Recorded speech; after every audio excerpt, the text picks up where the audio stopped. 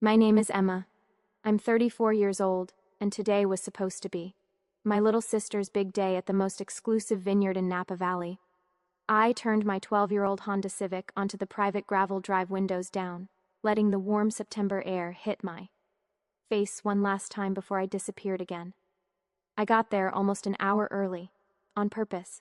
I told myself I just wanted to see the place, maybe catch a glimpse of the setup, then leave quietly. No drama, no scene. That was the plan. Then I saw it. A massive 6x4 FT banner, hanging from the stone arch at the main entrance. My driver's license photo blown up huge, crystal clear, impossible to miss. Underneath in thick red capital letters that looked like they were dripping blood. Trash not allowed. Do not let this person in.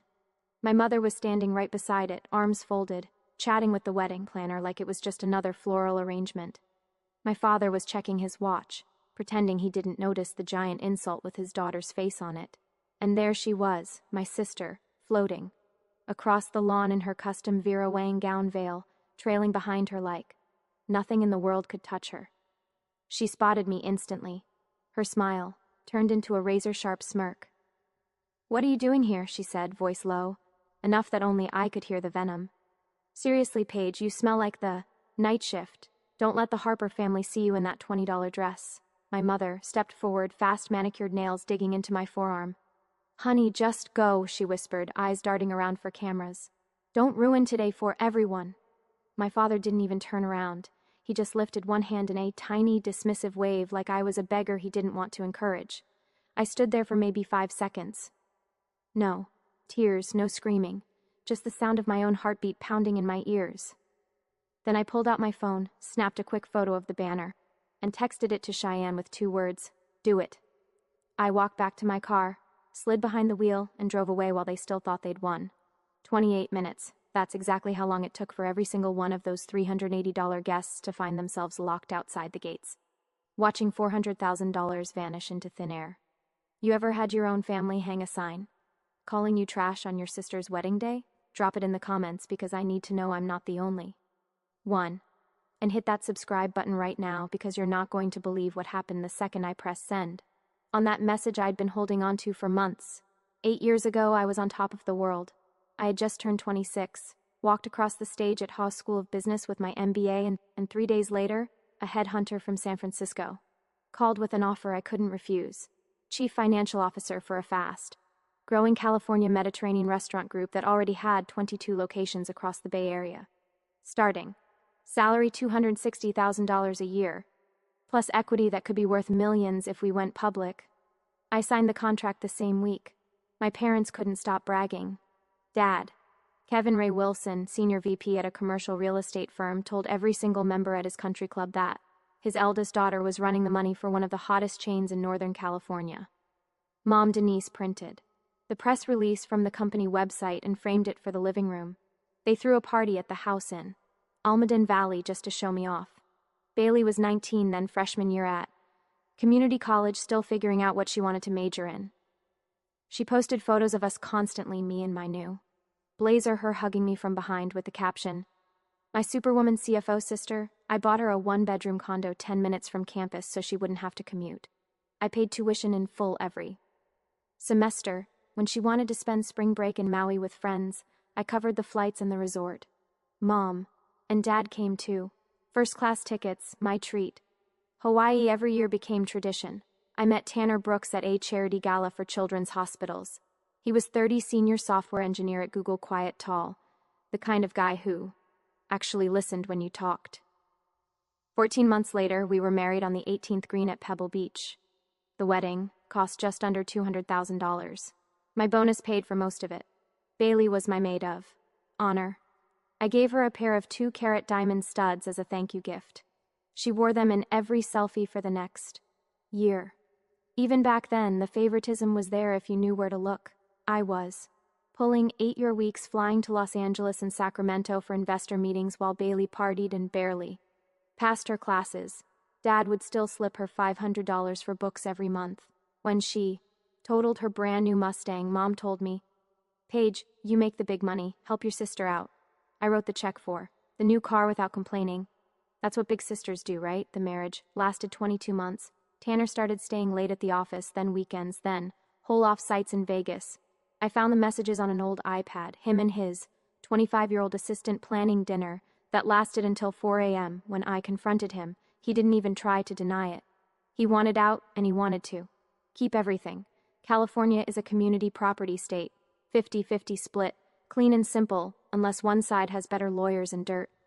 Tanner's firm hired the most aggressive divorce attorney in Silicon Valley. They dug through company expenses and twisted every business trip, every client dinner, every gift I'd ever expensed into unauthorized personal use of corporate funds. The board put me on unpaid leave pending investigation. Criminal charges were threatened. My own company, my equity, my reputation was on the line. I took the deal. They offered walk away with $12,000 cash. Sign away. All claims to the condo in San Francisco, the 401k, the stock options, everything. If I fought, they'd drag it out for years and probably ruin me. Professionally. I signed the papers in a conference room downtown, walked out, and never looked back. I moved into A400 FT studio in East San Jose, where the walls were so thin I could hear the neighbors argue in Spanish every night. I applied everywhere, startups, banks, even retail chains. The second anyone saw the gap on my resume and Googled my name, the interviews stopped. I took the night shift supervisor job at Walmart because rent was due and the background check didn't ask about embezzlement accusations that never actually happened. I called my parents the day I started training. Mom answered. I told her I needed a little help just until the first paycheck. There was a long pause. Paige, she finally said, voice soft like she was breaking bad news to a stranger. You have to understand, people talk. Kevin's up for partner this year. We can't have this situation tied to the family right now. Dad got on the extension. You made your choices, kiddo. Time to live with them. Bailey changed her Instagram bio the same week. Removed every trace of me. The photos from Hawaii, the graduation hugs, the pebble, beach wedding gone. Her grid was suddenly nothing but her Landon Harper, her new boyfriend whose family owned half the grocery stores in Northern California and filtered sunsets. She blocked me everywhere else. I still sent her a text on her 21st birthday, no reply. 6 months later, she posted a throwback of us at Disneyland when she was 10. Captioned, "Miss my big sis." Sometimes the comments exploded with heart emojis. I stared at it until the screen went dark. That was the moment I realized I didn't just lose a marriage and a career. I lost my entire family, too. Then one Tuesday night, my phone lit up with Bailey's name for the first time in almost 2 years.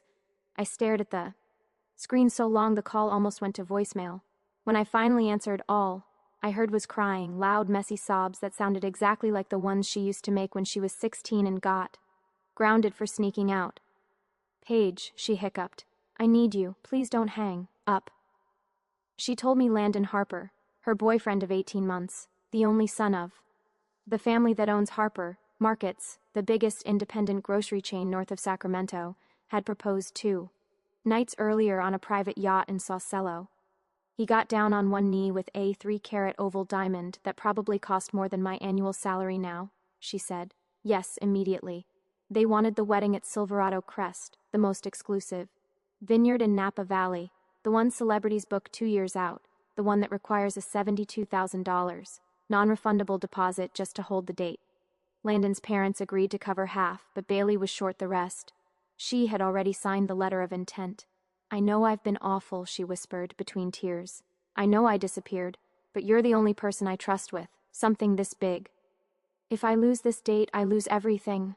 Please, Paige, help me one last time. I swear I'll pay you back double after the wedding. She kept me on the phone for 3 straight hours. She talked about the custom gown she had picked out at a private atelier in Los Angeles, the string quartet flying in from Vienna, the floral installations that were going to cost $40,000 alone. She sent me screenshots of the venue, rolling hills covered in perfect rows of Cabernet vines, stone barrel rooms, a ceremony lawn that looked like it belonged in a fairy tale. Every time I tried to speak, she cried harder. I sat on my studio floor in East San Jose, surrounded by unpaid bills, listening to my little sister beg the way she used to when we were kids, and she wanted me to cover for her. That same week, a thick envelope arrived from the estate attorney in Palo Alto. My grandmother, Nana Ruth, had passed quietly 6 months earlier. I hadn't even been told about the funeral. Inside the envelope was a letter in her handwriting and a trust distribution notice. She had set up an irrevocable trust years ago, back when I was still the golden child. The document named me as the sole beneficiary of $180,000 to be released to me alone on my 30th birthday or upon her death, whichever came first. My parents and Bailey were specifically excluded. Nana's note was short. You were the only one. Money never changed, Paige. Use this wisely. The money hit my account 4 days later. I thought about all the times I worked double shifts at the campus coffee shop to pay Bailey's sorority dues. The nights I drove 45 minutes each way to pick her up from frat parties when she drank too much. The emergency room visit. Sophomore year, when she had alcohol poisoning and called me instead of Mom because she didn't want to get in. Trouble. I called the Vineyard the next morning. The events manager quoted the full package, $78,000 total, ceremony, reception, catering, bar, lighting, the works. If I paid 100% up front instead of the standard phased schedule, they knocked $30,000 off. Final wire, $148,000. Even. I signed the contract as the sole contracting party, Paige Marie Wilson. My name only, my liability only, my cancellation rights only. I met my best friend Cheyenne Lopez for coffee that weekend in the Mission District. We'd been roommates at Berkeley, and now she was a contract attorney at a top firm in the financial district. I slid the thick stack of papers across the table. She read the cancellation clause, section 17B, out loud. The signing party reserves the unconditional right to terminate this agreement at any time prior to the event. Start subject to forfeit of all payments made unless termination is due to documented breach of dignity or harassment, in which case forfeit is reduced to 30. Her eyes went wide. You're insane. You're giving them a loaded gun pointed straight at your own head. I just shrugged. She scanned the rest, then looked up. Give me the original and ever. Why addendum? I'm keeping copies in my office safe just in case. I took a photo of the signature page and texted it to Bailey with the message, "It's done. Date is locked. Congratulations." She replied instantly with a single red heart emoji. Then nothing. No thank you. Text, no excited phone call, no invitation to come see the dress. Or taste the cake samples. Just silence. I told myself it was fine. She was busy, planning a wedding that size takes over your life. I'd hear from her soon. I was wrong. The silence stretched on for weeks, then months. Bailey got a new phone number the day after I wired the money. The old one went straight to a generic voicemail. Every text I sent to the wedding planner, an overly cheerful woman named Madison, who signed every email with 3 exclamation marks, came back with the same canned response. Bailey says, "Everything is under control." I kept trying anyway. I asked if she needed help choosing the band, the menu, the signature cocktails. I offered to fly up for the cake tasting. Every message was met with polite deflection or total radio silence. One Thursday night, I was scrolling mindlessly on Instagram during my break at work when Mom posted a story from the Vera Wang Bridal Salon on Post Street in San Francisco. 4 glasses of champagne, raised in a toast. The caption read, "My perfect little family celebrating the most beautiful bride." I tapped to zoom. There they were, Mom beaming in a pale pink mother of the bride dress, Dad in a custom navy suit, Bailey glowing in a lace sample gown that probably cost more than my car, and Landon standing behind her with his arms wrapped around her waist. 4 people, not 5. I stared at the screen until the story disappeared. I called Mom the next morning from the Walmart parking lot before my shift. She picked up on the 3rd ring. "Hey, sweetie," she said, like everything was normal. I saw the story from Vera Wang. I started trying to keep my voice steady. It looked like fun, a long exhale. "Paige, the Harpers are very particular about optics. They've been doing background checks on the entire wedding party, family included. Your current employment situation, the divorce, the whole settlement thing. It raises red flags. We just think it's better if you sit this one out for Bailey's sake." I remember gripping the steering wheel so hard my knuckles went white. "So, I'm not invited," I said. It wasn't a question. "It's not that we don't love you," she rushed. "It's just complicated." I hung up before she finished the sentence. That night, Cheyenne showed up at my studio with 2 bottles of Silver Oak Cabernet from 2016, one of the last good vintages before the fires. We killed both of them on my tiny balcony, while the freeway roared 30-50 below. She told me something I didn't know. A year earlier, right after the divorce settlement hit public records, Mom had thrown a garden party for the country. Club ladies. Cheyenne had been invited because our firm sponsors the event. While refilling her glass in the kitchen, she overheard Mom laughing with her friends by the pool. Thank God we still have Bailey, Mom had said loud enough for the caterers to hear. Paige turned out to be such a disappointment. Can you imagine explaining Walmart to the Harpers? Cheyenne had stood there holding the bottle, pretending she hadn't heard a thing. She pulled a flash drive out of her purse that night on my balcony. Every page of the venue. Contract, she said. Original scans, addendums, wire confirmations, locked in. My office safe and backed up to the cloud. If you ever decide to pull the plug, you won't be doing it blind. I told her I wasn't there yet. That blood is blood. That maybe Bailey would come around once the stress died down. Cheyenne didn't argue, she just poured the last of the wine and changed the subject. The official invitation arrived 3 weeks later. Thick cream cards, stock, gold foil border calligraphy, so perfect it looked printed. I opened it with shaking hands. Mr. and Mrs. Kevin Ray Wilson request the honor of your presence at the marriage of their daughter Bailey Renee Wilson to Landon Michael Harper. Saturday the 21st of September, Silverado Crest Vineyard, Napa Valley, California. Their daughter. Singular, no daughters, no mention of a sister anywhere, not even in the family. Photos on the wedding website. Every childhood picture stopped right around the time I started paying for everything. I sat on my bed holding that card for a long time. I thought about calling Bailey. I thought about driving to my parents' house in Almadon Valley and putting the invitation on the kitchen island where they couldn't ignore it. Instead, I slid it into the top drawer of my nightstand right next to the printed contract I still hadn't had the courage to cancel. I kept waiting for a text that never came, a phone call, an apology, something that proved I still existed to them. The drawer stayed closed, the contract stayed active, and the wedding date crept closer. September 21st arrived clear and hot. I woke up at 5 without an alarm, the kind of a wake where your body knows something irreversible is coming.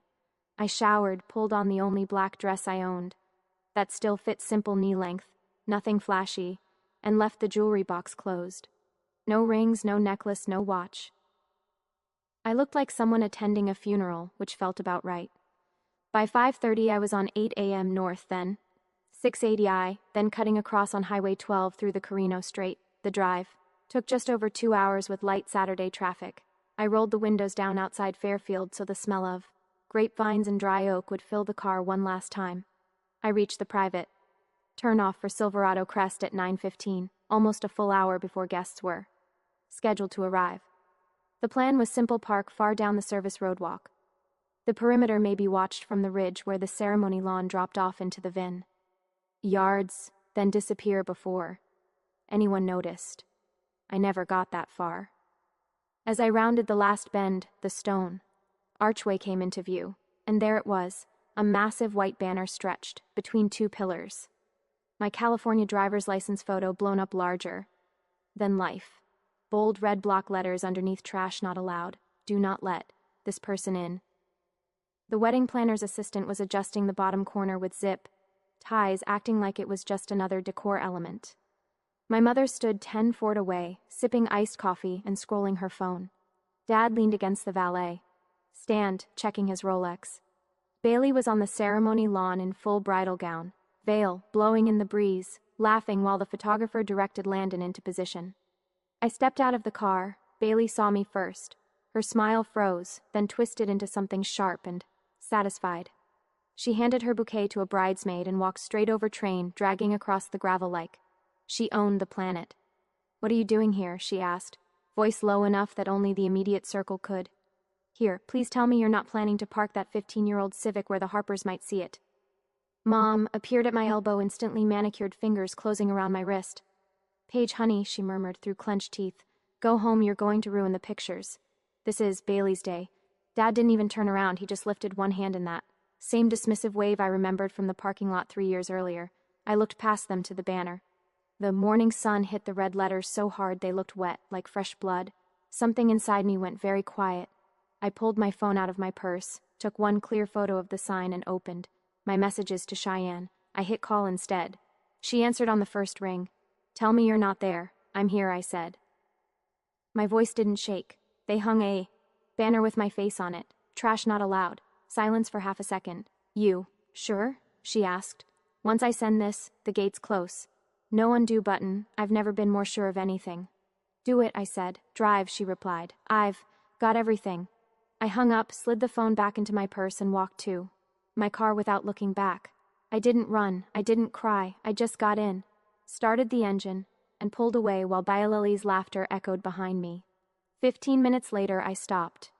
At the Shell station on Jameson Canyon Road, the closest place with decent coffee and a clear view of the hills. I bought a large dark roast I didn't drink and sat on the hood of my car staring at the photo I'd taken. The tears came then, hot, fast, and completely silent.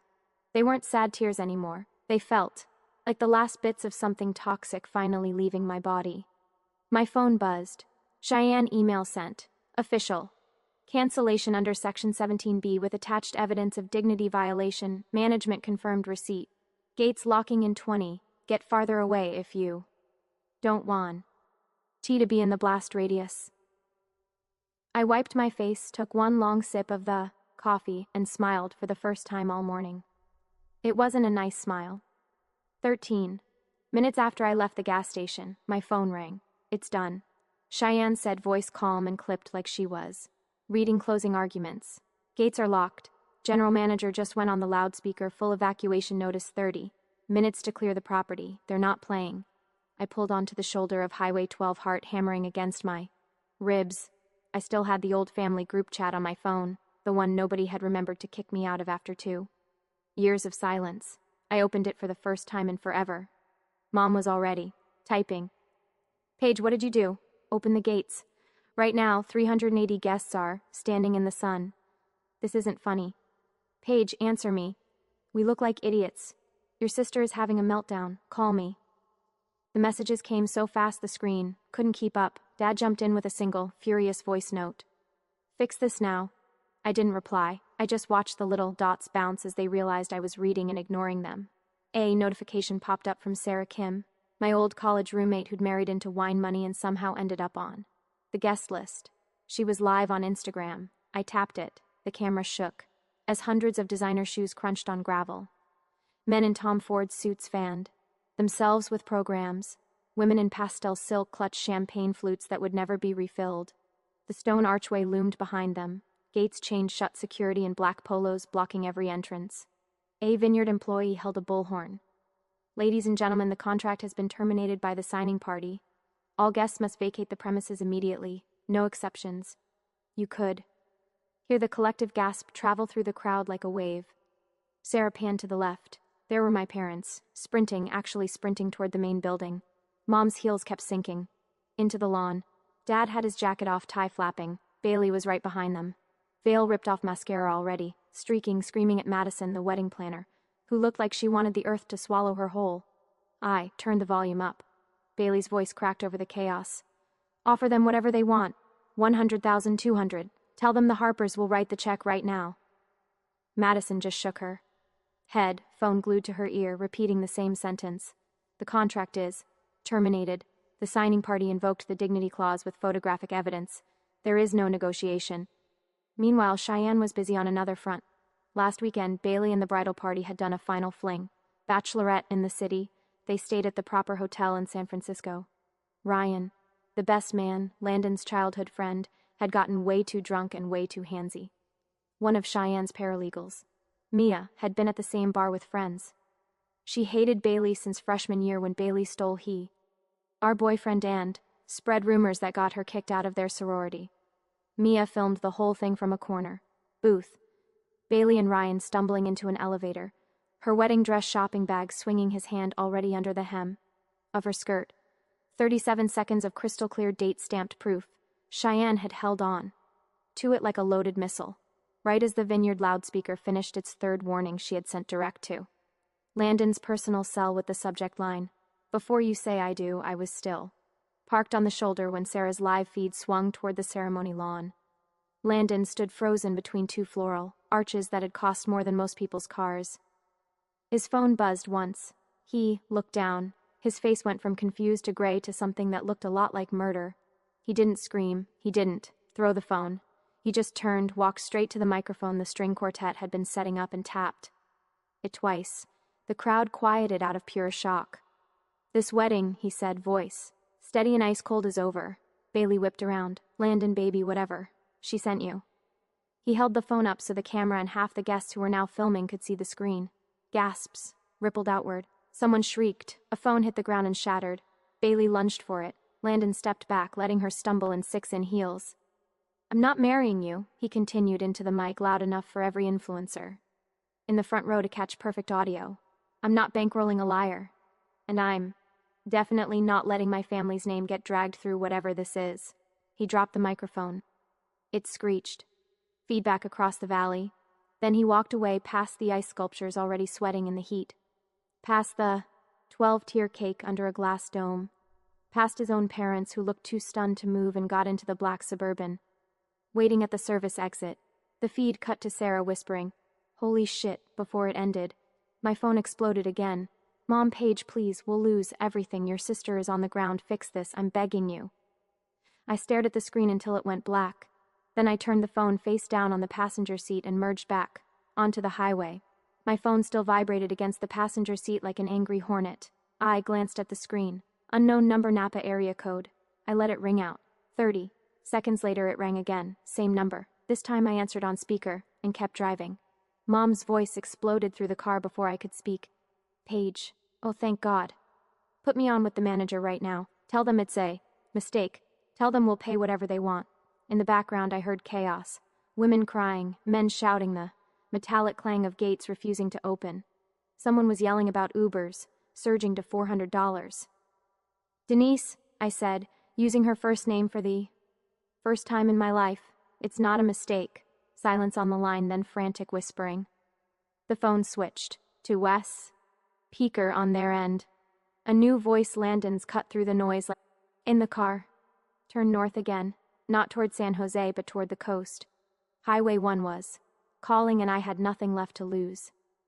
As I merged onto the on-ramp, one final text slipped through before I blocked the last unknown number. "Mom, we're so sorry. Please come home."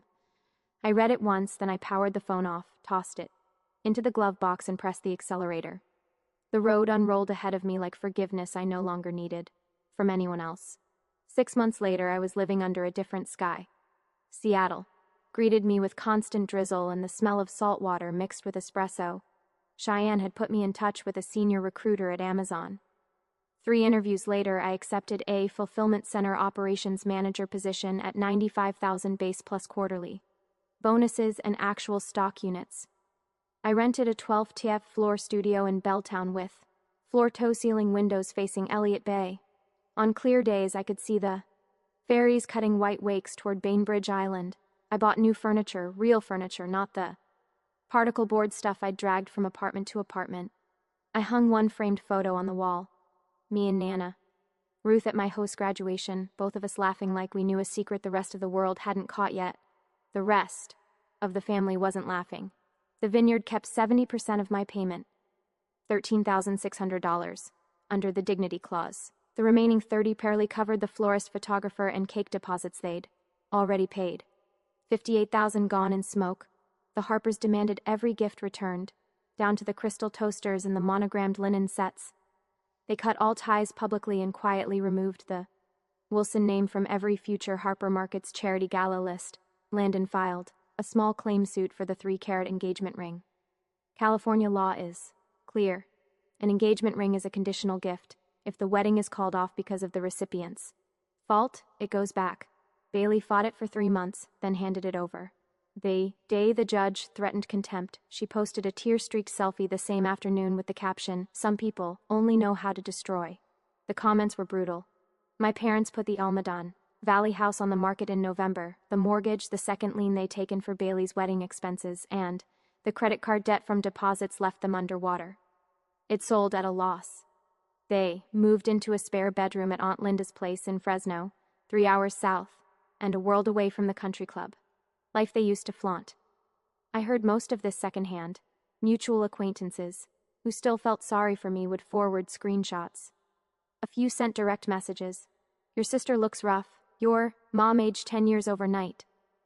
I read them, then archived the conversations. One Sunday morning in March, a text slipped through from a number I hadn't blocked yet. Mom, we have nothing left. Paige, the house is gone. Your father's blood pressure is through the roof. Bailey can't even get a job interview. Please, we're your family. I stood at my kitchen counter, coffee cooling in my hand, and stared at the message for a long time. Outside, rain streaked the windows in silver lines.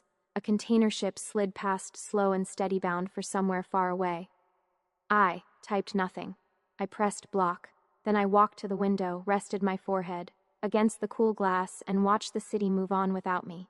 I wasn't trash anymore. I was the one who walked away, paid my own bills, slept through the night without nightmares, and woke up to a view most people only see on postcards. I was the one who saved myself. The phone stayed silent after that. No more begging, no more guilt, trips disguised as concern. Cheyenne flew up for a long weekend in April. We drank wine on my balcony while the Olympics turned pink in the sunset. She told me the firm had made her partner, the youngest in the contracts group. We toasted with the good glasses, the ones I bought myself. You did it, she said, clinking her glass against mine. You actually did it. I looked out at the water and felt something settle in my chest, solid, permanent mine. I did, I said.